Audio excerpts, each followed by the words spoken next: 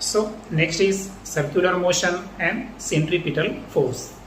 तर circular motion अर्थातच a motion of a particle along the circumference of circle, it is known as the circular motion. तर firstly आपण centripetal फोर्सची definition समजून घेऊ. A force act on any object moving along a circle and it is directed towards the centre of the circle. This is called centripetal force. तर centripetal force हा एक अशा प्रकारचा फोर्स आहे की जो ऑब्जेक्टवर ऍक्ट करत असताना जो ऑब्जेक्ट या ठिकाणी सर्क्युलर डायरेक्शन मध्ये मूव्ह होत आहे तर यावर तो ऍक्ट करतो आणि त्याची जर डायरेक्शन पाहिली आपण तर ती असते towards the centre of the circle. म्हणजे जो पार्टिकल आहे किंवा जो ऑब्जेक्ट आहे हा सेंटरकडे जाण्याचा प्रयत्न करतो अँड डेफिनेटली या फोर्सला आपण सेंट्रिपिटल फोर्स म्हणू. मीन्स सेंट्रिपिटल फोर्स हा ऍक्ट करतो along the radius of the circle and its direction is toward the centre of the circle. Then centripetal means centre seeking. That is, the object try to go towards the center of the circle because of this force. आणि सेंट्रिपिटलचा मुळात अर्थच असा आहे की centre seeking म्हणजे केंद्राकडे नेणारा. आणि सो यामुळे ऑब्जेक्ट हा सेंट्रिपिटल फोर्समुळे अशा प्रकारचा ट्राय करतो की तो सेंटरकडे जाईल. एक्झाम्पल जर पाहिलं आपण तर फिगर तुमच्या समोर आहे. A stone tied to a stream moving along a circular path and its velocity in tangential direction.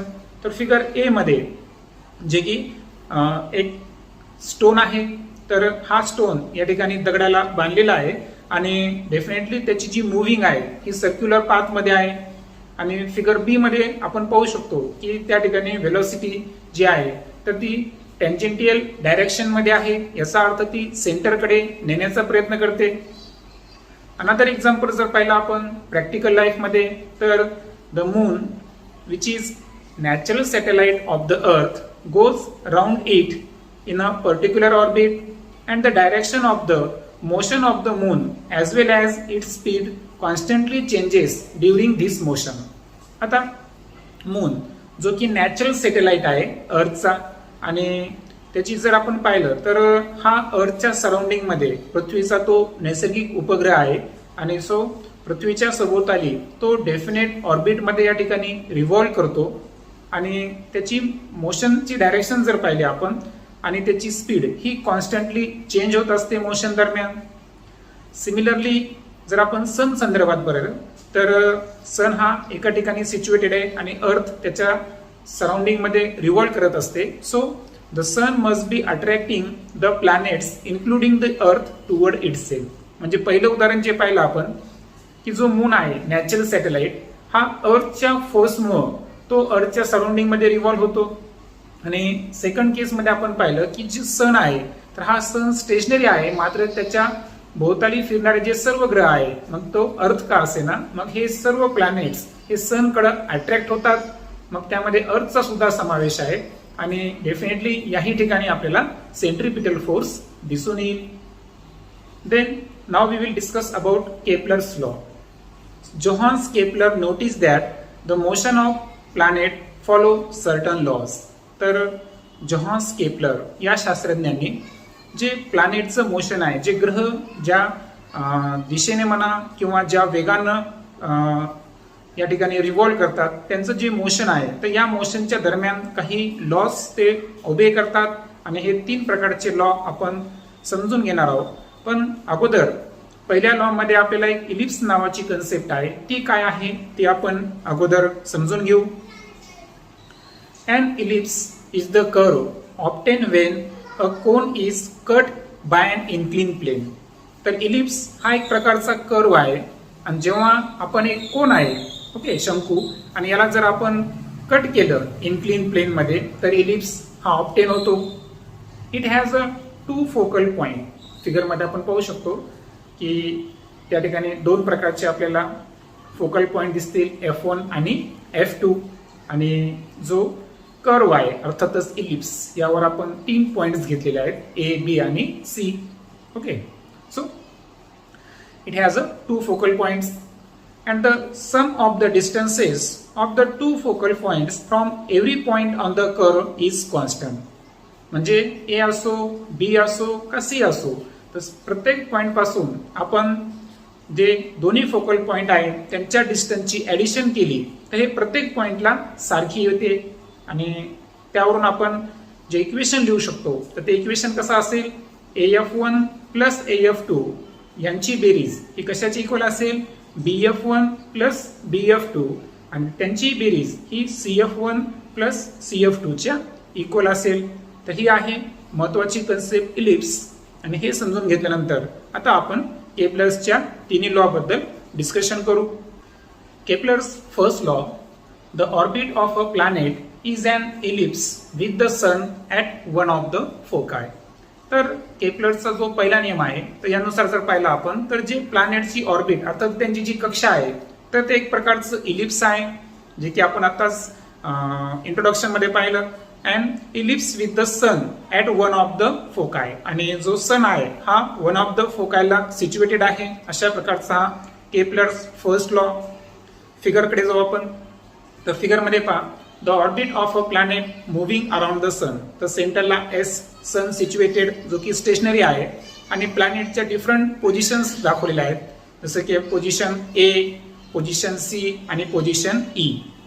आता केपलर्स लॉनुसार जर पाहिलं आपण तर जी फर्स्ट लॉचं जे अर्थ आहे तो अर्थच असा आहे की जी प्लॅनेटची ऑर्बिट आहे त्यानं एक प्रकारचं इलिप्स तयार केलेलं आहे. म्हणजे सन पासून जरी ए, सी, ई हे डिस्टन्स या ठिकाणी वेगवेगळ्या अंतर असतील मात्र ते सर्व डिस्टन्स हे एका इलिप्सवर आहे आणि एका विशिष्ट कक्षेमध्येच जे ग्रह आहे हे प्लॅनेट्स हे सनच्या अराउंड मध्ये सराउंडिंग मध्ये या ठिकाणी रिव्हॉल्व करत असतात around the sun. Now we will discuss about Kepler's second law, and the statement is the line joining the planet and the sun sweeps equal areas in equal interval of time. तर पुन्हा एकदा आपण फिगरकडे जाऊ आणि Kepler second law काय सांगतो की जी लाईन जॉईनिंग आहे प्लॅनेट आणि सनची तर ही sweeps equal areas in equal interval of time. म्हणजे विशिष्ट एरियामधून स्वीप होण्यासाठी लागणारा कालावधी हा प्रत्येक वेळेस सारखाच असतो. आता हे समजून घेताना आपण पुन्हा एकदा फिगरकडे येऊ. आता AB आणि CD हे असे डिस्टन्स आहेत की जे प्लॅनेटनं इक्वल टाइम मध्ये कव्हर केलेलं आहे. आपण असं गृहीत धरू की A पासून B पर्यंत आणि C पासून D पर्यंत जाण्यासाठी समजा त्या प्लॅनेटला 1 महिना लागलेला आहे. 1 मंथ आपण ड्युरेशन धरू. म्हणजे डिस्टन्स हे वेगवेगळं आहे मात्र ड्युरेशन हे सारखं आहे. म्हणजे AB हे CDच्या इक्वल नाही हे तर लक्षात ठेवायचं. आणि याचाच अर्थ असा आहे की after equal interval of time the position of planet starting from A and C are shown by B and D respectively. म्हणजे जसं की आपण कन्सिडरसाठी 1 महिन्याचा कालावधी धरला होता तर 1 महिन्याच्या कालावधीमध्ये जो प्लॅनेट आहे हा A आणि C पॉइंट वरून B आणि D पॉइंट पर्यंत जातो. अर्थात त्यानं 1 महिन्यामध्ये AB आणि CD असं डिस्टन्स या ठिकाणी कव्हर केलेलं आहे. त्यानंतर या फिगरमध्ये ज्या स्ट्रेट लाईन दाखवलेल्या आहे AS आणि CS, ओके, कारण सन हा सेंटरला सिच्युएट आहे. तर straight line AS and CS sweeps equal area in equal interval of time, that is area ASB and CSD are equal. आणि म्हणून आता आपण ट्रायंगल लॉ नुसार जर गेलो या ठिकाणी तर 2 एक प्रकारचे त्रिकोण तयार होतील आपल्याकडं. पहिला एरिया असेल ASB आणि दुसरा एरिया असेल CSD. थोडासा सर्क्युलर पाथ आहे पण आपण एक विशिष्ट एरिया कन्सिडर करू. तर हे दोन्ही एरिया इक्वल आहेत आणि या इक्वल एरियासाठी लागणारा जो टाइम इंटरव्हल आहे हा सुद्धा इक्वल असणार. And that is the Kepler's second law. Okay.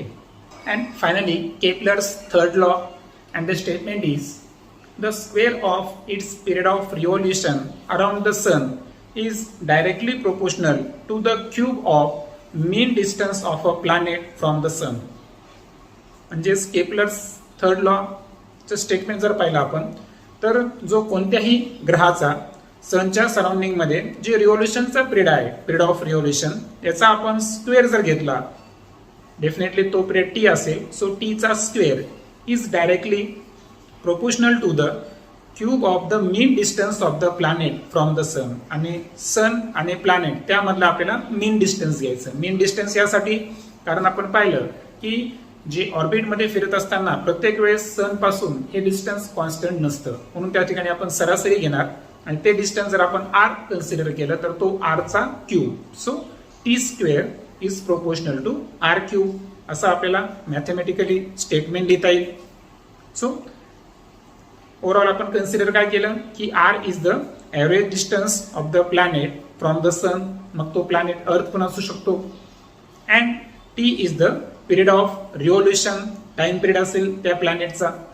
And so according to Kepler's third law we can write T square is proportional to R cube. As usual आपल्याला माहित आहे की प्रोपोर्शनिटी चिन्ह हे रिमूव्ह करून त्याऐवजी जर इज इक्वल टू घेतलं आपण तर आपल्याला ॲडिशन मध्ये कॉन्स्टंटनं आपण समोरच्या राशीला मल्टिप्लाय करतो. So we can write T square is equal to constant into R cube.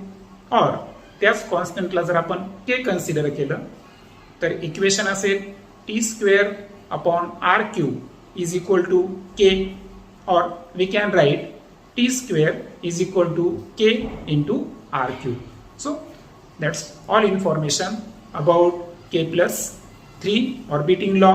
आणि एक लक्षात ठेवायचं की आपण या अगोदरच्या व्हिडिओमध्ये हा पॉइंट एक्सप्लेन केलेला आहे की केपलर्सला मॅथमॅटिकली हे लॉ रिप्रेझेंट करता आले नाही आणि त्याचं श्रेय जे आहे हे महत्वाचं कार्य कॅल्क्युलस मेथडनं हे न्यूटननं केलं होतं. So that's all information about centripetal force and Kepler's law.